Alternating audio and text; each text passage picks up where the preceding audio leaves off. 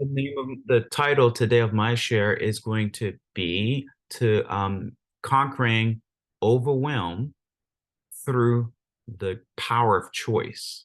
So, first of all, let me tell you a little bit about the definition of overwhelm. You ever feel like people say, "I'm feel overwhelmed, I feel overwhelmed," but really, what are we actually saying? Over means excessive. Whelmed means capsize, overturn, subdue. So there's something about that the emotion that's capsizing you or that's submerging you. It's an excessive emotion that takes over you. And there's three things that we kind of do externally that produces us feeling overwhelmed. Okay. The first thing, we either prioritize, we don't have priority on our time, or we don't manage our time right? And we get over involved, we overcommit. So we don't prioritize that time right, and we overcommit. That's one thing. That's again external. The internal part of that is that we don't want to experience reality. When you overcome, like when you over prioritize your time, when you overcommit, you basically are disconnected from reality. You don't want to feel reality. You don't want to feel the consequences. It's also, so that's what we do subconsciously. We disconnect with time. We disconnect. We create this bubble inside of our mind or our heart in our life. And years goes by and we're not really connecting to the consequences of our choices. So that's one. The second thing that we do as far as that causes us to feel overwhelmed, we prioritize other people's needs and we get over involved. We over involve ourselves with other people's problem. We dismiss our own needs. So what does that look like? Why do we do that? Well, the reason why we do that is um, we basically don't want to feel again our needs. We basically there's two things. We burying our experience and we bury our need, like, to be wanted. Because if I bury my need, guess what? I won't be disappointed. If I take care of everybody else's need and put myself last, I'll never be disappointed. So subconsciously, we self-abandon ourselves so we won't be disappointed. Okay.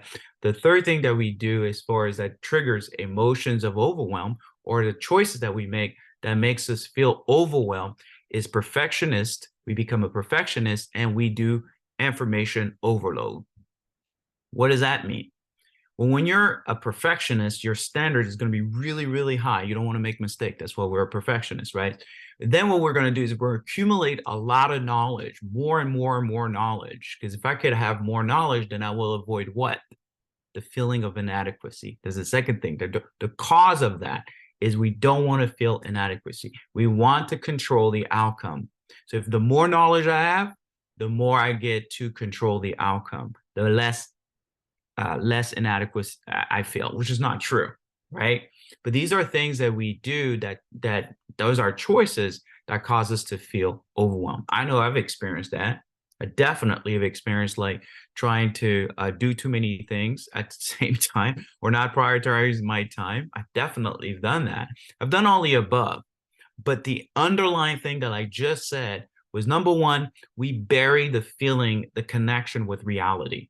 And the reason why we bury the feeling and the connection to reality, because probably as children, when you had a lot of things going on, you wanted to disconnect. You have a lot of experience going on, a lot of chaos going on. For me, I create a habit of disconnecting. And so those are the reasons why we do a lot of things. And as far as people meeting everybody else's needs, I try to rescue myself because my needs weren't met growing up. So now I'm looking to rescue somebody. That's again, all of these are underneath the surface and all these emotions are submerged. And when you submerge your emotion automatically on the top, you feel overwhelmed. Okay. So now let me give you three things that you can do in order for you to actually overcome these, right? The choices, three choices that I want to give you. Before I do, on next Monday, I'm going to be actually doing a workshop. I did that last month and I'm doing it again this month. It's called Uncover Limiting Beliefs. Phenomenal workshop based on people that have attended. So if you want to click on either last Friday, check the post, or I'll probably put a link somewhere on top of this. Just click on that, check it out. I think it's going to be amazing. Well, based on what people have told me. Okay, give you three things. Okay, three things that you can choose to do in order for you to create less overwhelmness. It's the opposite of overwhelmness. The opposite of overwhelmness is being peace, calm, and collective, right? First thing we want to do is you want to choose to engage and evaluate your commitment. You want to choose to engage. What does that mean? Like it's a choice. Like literally, I've got to choose to engage. Well, how do I do that? Well, time management is really breaking time into chunks. That's what I do. I'll give you a quick thing. I give myself a 10-minute timer, whatever, when I want to disengage. So I just commit to 10 minutes. And if I could do that, then I'm good to go. The second thing I do is I evaluate what I'm committing to. One time I had like 10 things, 12 things that I've committed to. I didn't even know. Until you write down what all the commitment that you're doing or what you're getting involved with, you won't know it. So that when you write it down, it connects you, it puts you back into reality. The second thing you want to choose to embrace your emotions, embrace your needs, honor them, and definitely also establish boundaries. You need to embrace your needs and establish boundaries. So what does that mean? It means you get to care about you for a second. Now remember, a well that's dry can give water. And you keep on giving all the water, you're gonna no more water for yourself.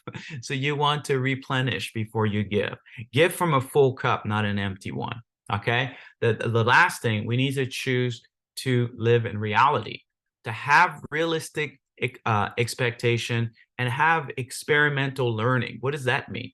Well, first of all, realistic expectation is you got to expect yourself to actually fail. Like, what does that mean? Yeah, I mean, you can't learn without failing. You can't learn without making mistakes. So it's okay for you to fail because you're going to fail your way up. Okay, that's number one. And number two, you want to be able to experience learning. What does that mean? That means like, okay, I was just telling you last week that I did this workshop, which is the first challenge that I did last month, and I'm doing it again. Guess what? I made some mistakes, meaning that I had to experience the mistakes, experience feeling inadequate, and now I feel a lot more adequate in order to do my next workshop. And that's the way it works. There's no way around that one. You got everyone that's an expert felt inadequate before they became an expert. So welcome to the club.